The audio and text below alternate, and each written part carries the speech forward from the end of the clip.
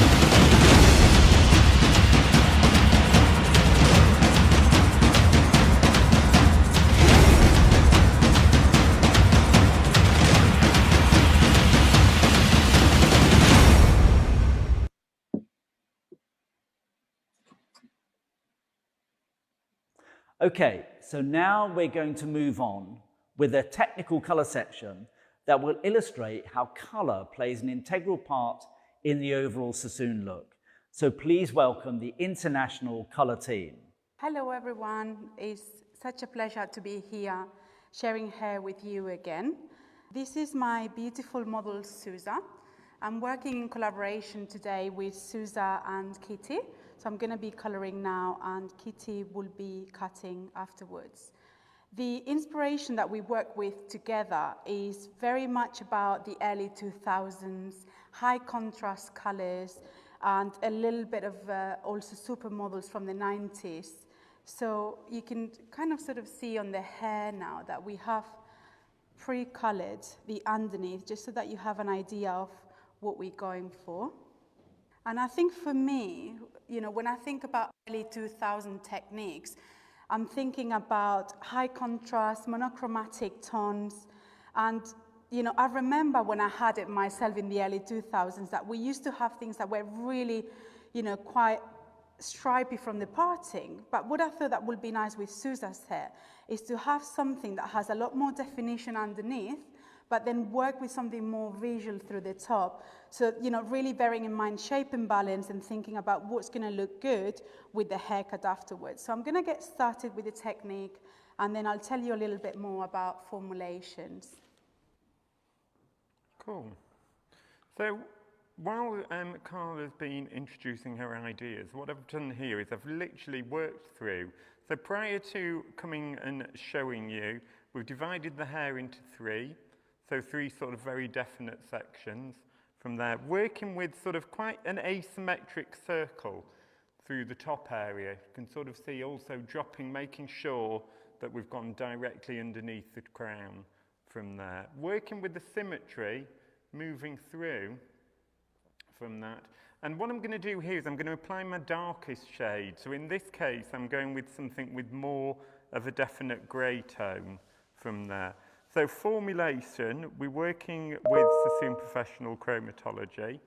And what I'm working with is I've got 40 grams of 10-8 which is a level 10 grey for those of you not familiar from that. And also into that I've mixed in 2 grams of a natural level 2, so some natural black in there to create something a little bit greyer and a little bit more pewter in tone. I'm just going to work that in a classic tint application through the underneath sections.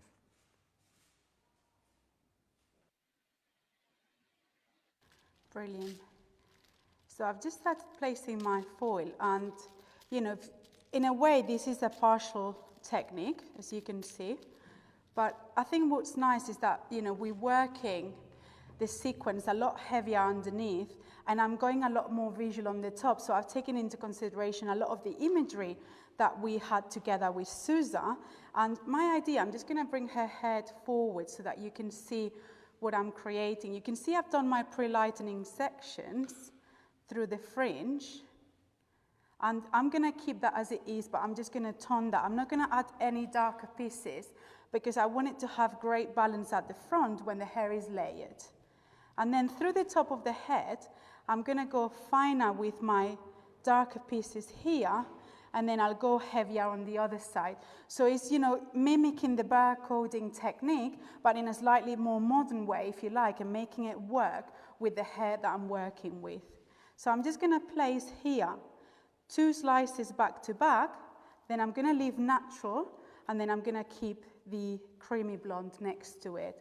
Whereas on the other side, you'll see how I'm creating something that is a lot thicker, so I can create that asymmetry that I'm looking for.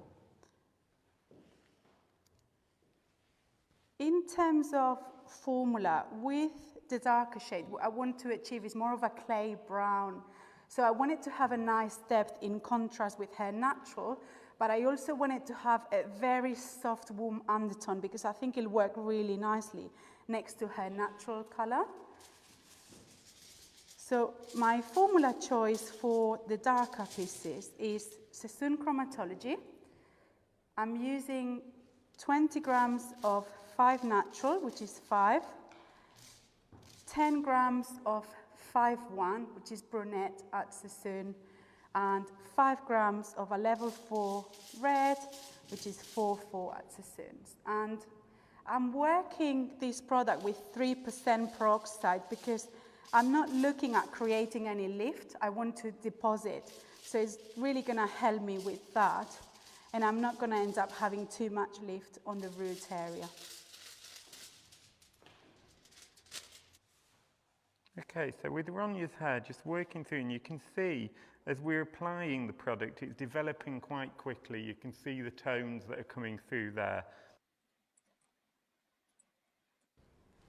Brilliant. So I'm just coming into the back here, and you know, you can see the difference as well when you work with large sections like Edward's doing there on pre-lightened hair. You know, you're still going to see contrast, but it's going to be a lot more subtle. Whereas when you work on natural hair, which I love doing that, you have to take into consideration the size of the sectioning here. So that's why I've decided to go for a foil back-to-back section.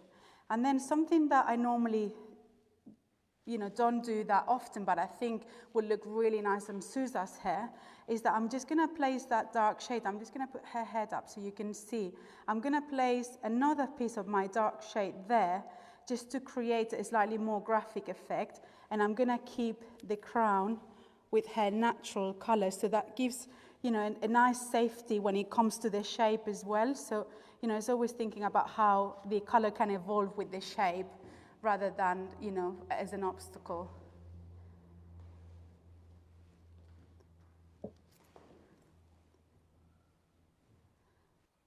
And I think what's been really lovely, hasn't it, Carla, while we've been working on this look and the collection, is sort of looking at some of those sort of classic ideas and how they sort of come into play right at this moment in time. And I think that the barcoding effect that you're going for, this sort of very definite, thicker sort of pieces, is sort of quite inspirational at the moment, and you're sort of seeing quite a lot of it. So how did you sort of come up with the idea at the beginning? I think with a lot of our models, you know, we're so lucky because we have a very diverse models coming here, and I think what's great is that they will always bring imagery, so you can kind of see, you know, how the aesthetics are moving in a way, and I was having a lot of the girls coming in asking for, you know, things that were a lot more stripy, and you know, I love when they bring a lot of references that are not 100% hair related as well, so that you can come out with a technique. And like Edward said, I think for me, Sassoon Now is a combination of, you know, the essence of Sassoon, which is collaborating with our models and as a team together. Also looking at heritage and what things we think are relevant now, and just, you know, twisting it in a way that works for the individual. So that's what I tried to do with the barcode technique. I think, you know, when it came out, as Edward was saying, you know, you will see it a lot on thicker sections. So for me, it's about creating asymmetry, especially when you have such a long hair, as I have the pleasure to work with today, and just looking at, you know, what do you want to keep from the hair as well? Like for me, keeping natural elements of the hair is super cool. You know, sometimes we tend to color the whole thing because we think that's how it should be, but I think it's also about being more observant and thinking, what's on the hair that I really like and how can I, you know, enhance that? And, you know, that's what we're going for with Suze's look. You can see here on the top how there's quite a large section of natural kept. And then I'm gonna add, so I'm gonna look visually at my previous foil, and I'm gonna add another sequence of a darker shade there, but making sure that I have a lot of natural still, so that when you look at the hair, you can still see the natural essence of the hair, and it's just been worked in a contrasting way, but, you know, keeping a good balance of that. So, you know, shape and balance is not just looking at the haircut and someone's lifestyle, but for me, it's also about recycling what's on the hair and what's relevant. So I'm now going to carry on with my original formula, just working it through onto the end. And like I was explaining earlier, you can sort of see as I'm working in how much product you end up with on your hand.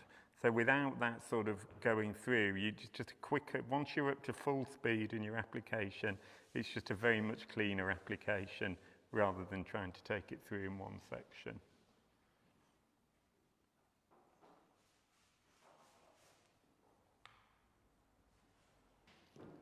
Perfect. So I'm happy with the foil work that I've created. As you know, it doesn't look now like a lot of foil, but bear in mind that, you know, all the underneath is been pre-colored by myself just in the interest of time. So that's why, you know, I'm working the top section to show you how, in a way, this is two techniques in one to me, because you have a back-to-back technique of high contrast underneath that travels all the way through the length, and then an asymmetrical, a lot more visual, if you like, sections that, in my opinion, will work quite well once the haircut is executed and you can see the texture on the fringe area. So that's the foil work, and what I'm going to do now, I'm going to tone the hair. When we tone with natural hair, you know, we have to take into consideration what product we use, because we don't want to lift the natural, and also the desired colors. So with Suze, I've been very lucky because I've done her hair for 2 or 3 years now, and we know what we like together. So we're going for a very muted, transparent, biscuity blonde. So it's going to have elements of warmth and coolness within it, and that's something that you will see that throughout the collection we very much like to work with. It's just having that sort of fight, if you like, between a cool and a warm tone. Reason being is because you get blondes that are more real, more believable blondes, and you get more shine on the hair. Sometimes if you work with really flat tones only, you get less light reflection, and that's why, you know, for this collection in particular, not just because we like it, but because we feel our models identify with it, we've gone for them kind of blondes. So I'm just gonna start with a classic tin application, And then I'll tell you in a second what I'm using in terms of my formula. Okay, so moving into my second tone from that, and literally what I've done is we've sectioned off, like I say, once I've get Ronya to look down a little bit, you can see that there's a slight angle sort of working through the top with some asymmetry in there. So basically the darker tone has gone higher on this side, on the underneath. But what I'm doing now to match it up is breaking up with the lightest sort of shade that I'm using. So in this case, what I'm going for is I've got 15 grams of clear intensity tone, and into that I've mixed 10 grams of 9.5, which is your level 9 violet.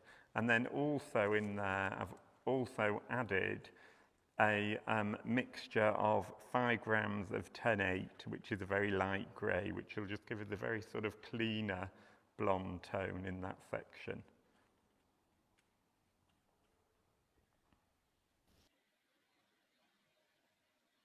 Okay, so I'm just going to start from the back.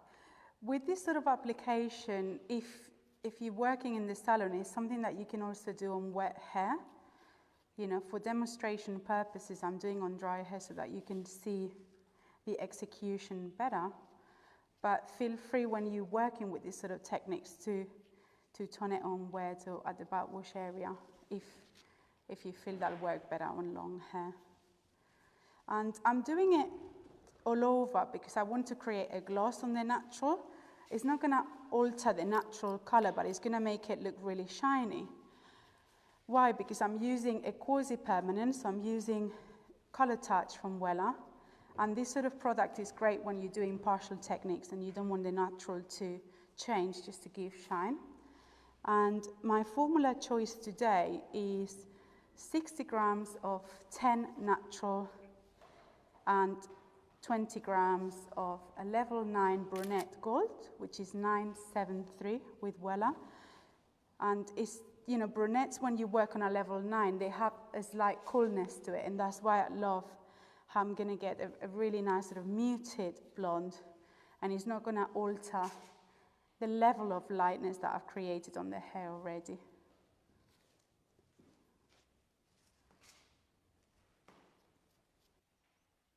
Okay, so I'm moving into my top colour now, so my third and final tone. And what I've gone from here is, obviously, we've started on the underneath with my darkest shade. Then we've moved into the panel that I did previously, which is my lightest shade. And we've now gone from something that's a little bit more in between. So what I've got here is we've got a mixture of 20 grams of clear intensity tone. Into that, we've mixed 10 grams of 9.1, which is a level 9 brunette tone, also with 10 grams of 9.5, which is a level 9 violet tone. And also in there, what I've gone for is 4 grams of pink intensity tone.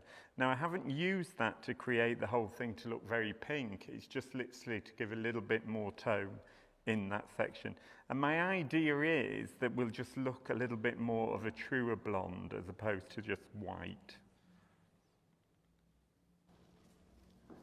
I think it's so nice, Edward, to use pure colors in our formulas because, you know, I feel it's something that we do every day and maybe we don't give it much thought in a way, but it's our way of working because it just allows you to be a lot more bespoke with your tones. Definitely, definitely. I think it's, you know, obviously at Sassoon, you know, we go with a very definite sort of classic training for everybody that's sort of been developed for many, many years in lots of predecessors to us, sort of from there. But literally those ideas are sort of sent, you know, the foundations of everything that we do. And once we've all learnt those foundations, then your own personality comes into play as well, doesn't it? Which is great to sort of teach with everyone when they come in.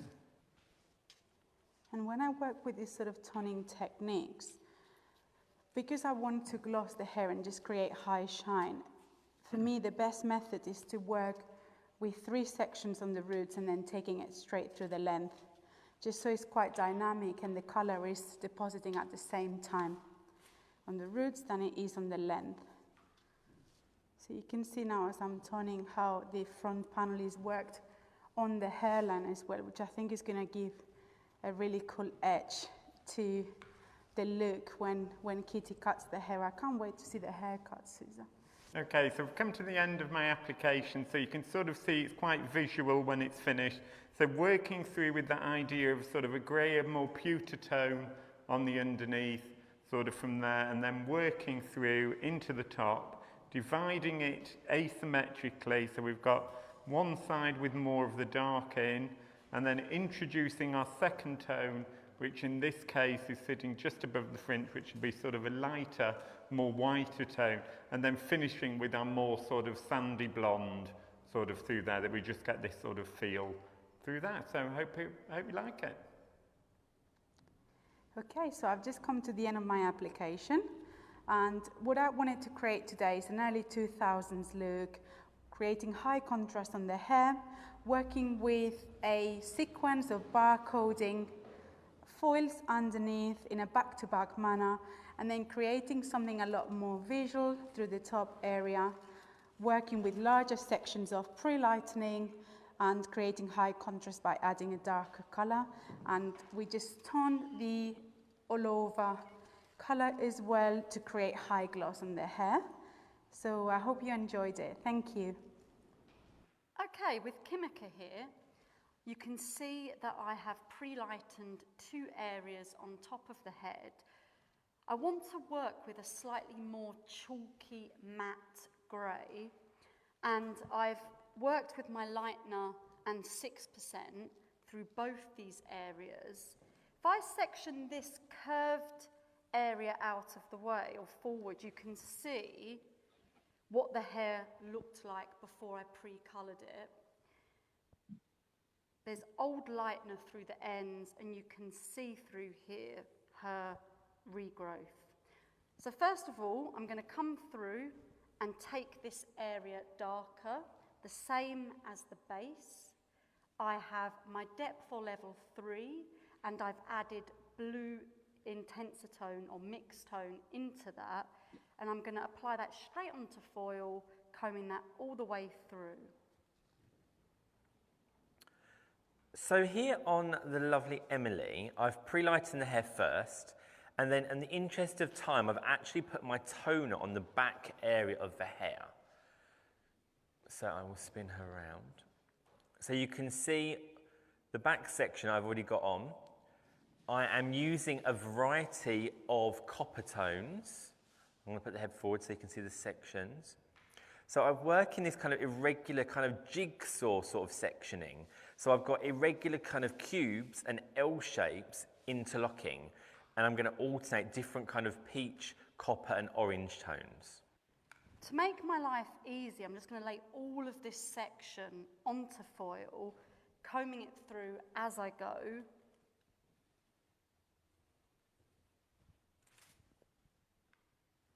Through there. And I really just want to have it the same shade as the underneath.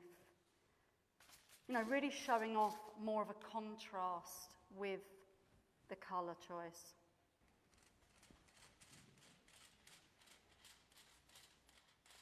So I'm starting on the side, and I've got this kind of L shape working just underneath the parting. And basically what I've got is this very soft but darker copper tone. With the colour I've kind of worked at the back, I want it to be a very light peach tone, and kind of working so this L shape will be slightly darker on both sides, and then a little kind of blast of something more vivid and fun, a little pop of something. So basically I've worked this irregular section, which is obviously working around the haircut we're going to create later. And just to make life easy, this whole section I'm actually just going to lay down on the foil. And just so you can get a little bit of an idea of how this section is, you have the crown obviously through the back there, and if I drop the hair slightly, you can see how that will fall. Now obviously it's not going to be as contrasting as what it is at the moment, you're going to be having that chalky matte grey through there. And I'm going to be working with 30 grams of my level 10 with the grey tones, my 10-8. I've then got 5 grams of my green blue, and then I've added 3 grams of my 3. So I actually do want it to look a little bit almost dirty. I don't really want there to be any shine on the hair whatsoever. And I have that mixed up with 3%.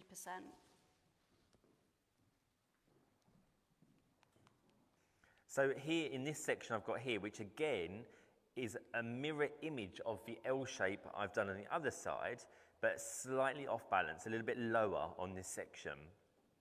So in here I'm using a level 8 orange again, which as we know on a bleach it can be quite strong, but then I've added it with a level 8 brunette tone. So obviously an 8 brunette should be a really nice warm colour, but if you've used it on bleach, you will know it kind of gives you a more cooler appearance. Even a slightly pink ash, not that pink is ash, but it is that kind of pinky ashy tone you get over bleach. So by mixing that with my copper, it does just give you that kind of more dirtier kind of coppery tone, which is kind of obviously a feeling that me and Caroline are both going with. We like that kind of the rusticy vibes, I guess. I think though, when anything's ever sitting on pre-lightened hair, it will always look a little bit flat, won't it, really? You almost have to, if you want something to look quite warm, you have to add more warmth to it. You have to push it further, don't you? You have to, yeah. You have Further to than add a you bit more want. warmth into it, because it's almost like it's hair with no pigment to it, really.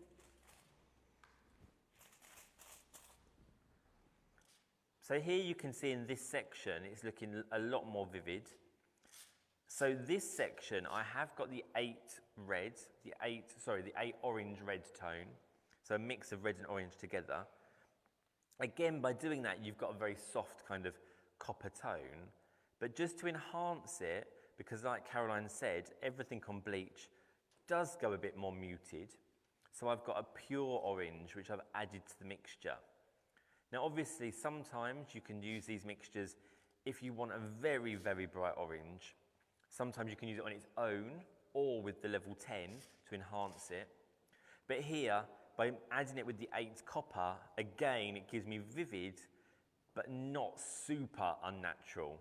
It gives you a kind of muted, vivid version of orange.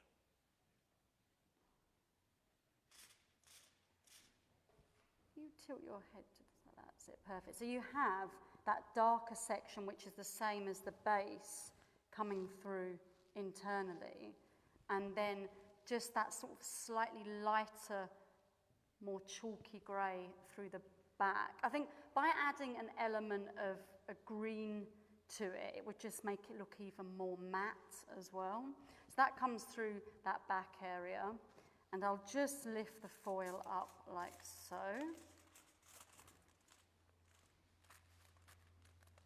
And then my last section, which is going to be a little bit of the darkest of the greys, that will come through this front area. I think when you're doing these sort of techniques as well, if it's like a 2-tone or a 3-tone tint, I think it's so important as well to let the colours actually kind of merge together a little bit. I think sometimes people are a bit worried, aren't they, about the colours touching, and they're so scared about the colours touching that actually they're too far apart from each other, as in the colours, and you end up kind of having more lines in the hair. So you can see, for example, here, I'm trying to kind of keep as close as possible to my section, but don't be afraid to go back through and make the colours merge together a little bit closer so you don't end up having like track marks or section marks or whatever you want to call it. So this section front, I'm actually going in, it's the same colour as the base colour, but I've left it till last. Firstly, it makes life easier when you're working around how to get your sections in. I was playing around with this section, working with the balance to see how this veil will fall over the colours. And also sometimes it's nicer, by doing this you get a slightly lighter version of this colour. So basically the back colour has been on depositing the colour already, and now this is the last section I'm going to. So if anything, it's just on a little bit of less time, which can give you a slightly lighter feeling around the front. So it's not something you have to do, but it's just nice to think how it's going to look when it's on. And here, for example, it's just nice being a little bit lighter around the face. So again, I'm bringing it round. I'm going to use a red foil, as that's what I used on the back already. So in my gold foils is my more colourful colours, and with my red foil, it's my base colour.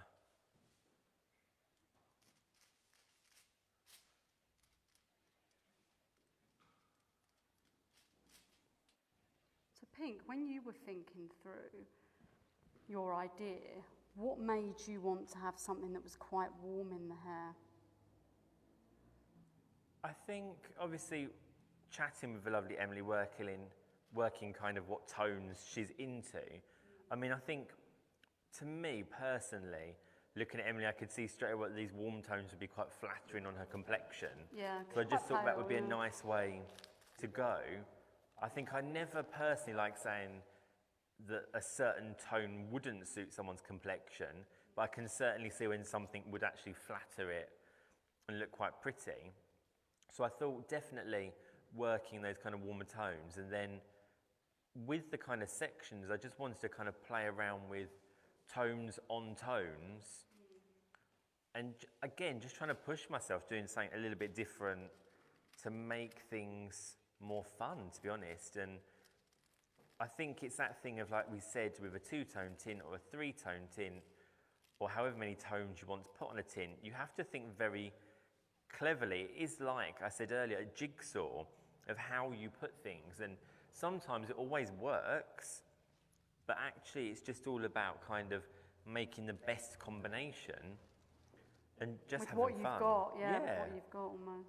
And then with the tones I've got, when the colour fades, you're not limited to what you do next time. If you want to completely change it, you can completely change it. Which I think is obviously very key to having a happy client or model. So now that I've kind of got all my colours on, again, I'm just going around, just checking, and like I said, just merging all the little baby hairs and all the colours together, just to make sure you have got a nice melt of kind of all the tones together. Okay, and I've just come to the end of my section. What I'm going to do, I'll just recap for you and show you the section and how it sits. So I imagine I started off with what was a horseshoe, theoretically, but slightly more pointy towards the crown. And really just, I'm working with the section that Kimika already had. And I wanted to take some of this dark base into the centre, because I really liked when it's worn in the middle that you see quite a contrast between the shades. So I've extended that, quite curved through that top with my 2, 3 and blue, same as the underneath. I've then worked with this larger section through the crown, and that was my 10-8, so my level 10 with a grey tone, and that was 30 grams of my 10-8, and I've added 5 grams of green blue, and then 3 grams of my 3. That will give it the slightly more chalky matte feel, having some base 3 in there. And then last but not least, the same as my underneath area, if I can find you. Through the underneath, where I've pre-lightened that, I've got that almost like moss greeny grey through there. That is the same shade that I've applied through the front. And that was 20 grams of my 8-8, my level 8 with a grey tone. I've added 5 grams of my green blue again, and 3 grams of my 3. So that will be the darkest of the toners through there. And I think it's going to look really fab on Kimika. She can wear it, you know, she said to me, I don't want anything that's going to make me look too goth-like. And it's such a contrast from where she was 18 months ago, which was orange and bright. And I think it's going to work really well with the haircut that you're going to see as well. Fabulous. And then just to recap here on Emily, so if you pop head forward, my lovely. So basically you can see I've had fun with these sections, working off balance on purpose. So I've gone from ear to ear to create the back being one tone, which is brought through to the front hairline, with the front section just being put on last, so you get a slightly lighter version of the same colour. I've got two blocks, two cubes, off balance, one being a little bit higher, one a little lower, of a nice vivid orange tone.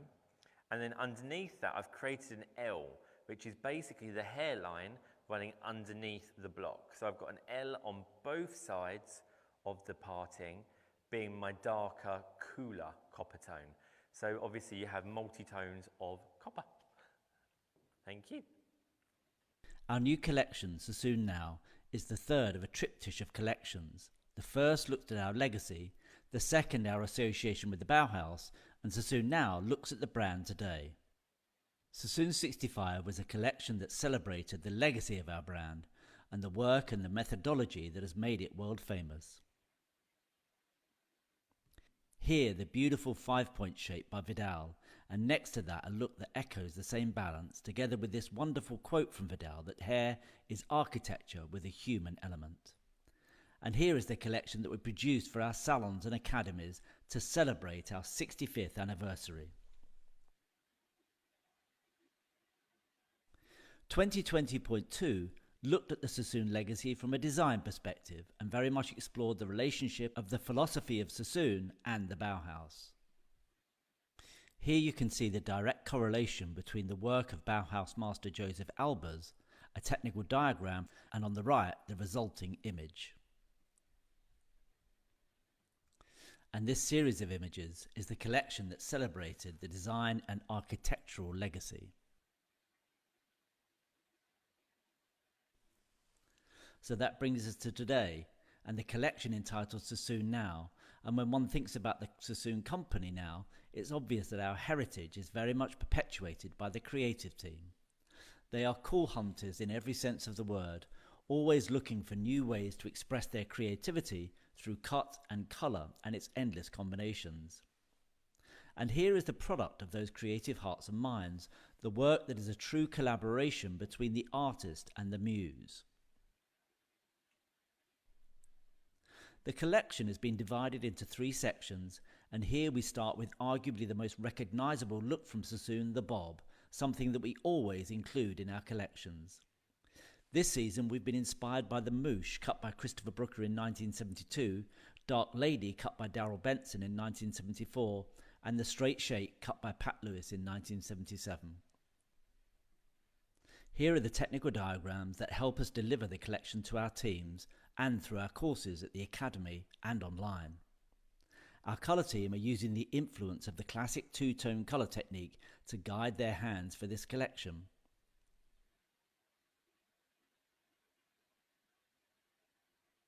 Here you can see how the two-tone technique is utilised in modern ways with different geometric shapes to build up layers of colour.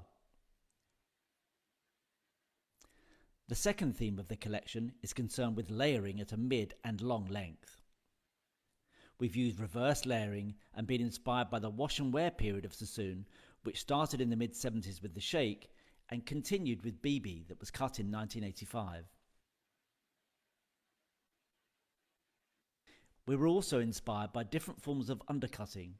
On the left here, a shape that is buzz cut, and the classic thatch on the right, cut by Christopher Brooker in 1976. Once again, you can see here technical diagrams that illustrate a more layered feeling with reverse layering and different forms of concealed layering.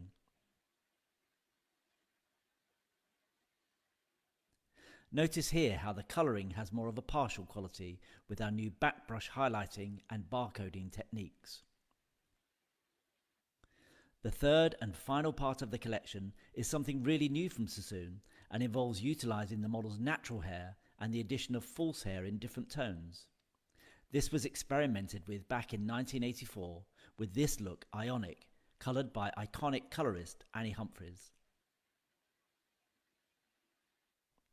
Another experiment with false hair and the model's natural hair was undertaken here with the collaboration with the fashion designer Yuki. And here finally you can see how we create layout designs for our team so they can recreate these looks.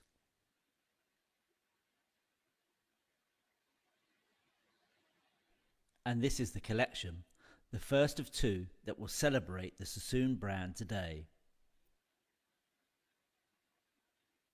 Don't forget you can still book to join our hands-on classes tomorrow at 10 AM, 2 PM or 6 PM to work with the creative team in an up-close format. Thank you and enjoy the rest of the presentation.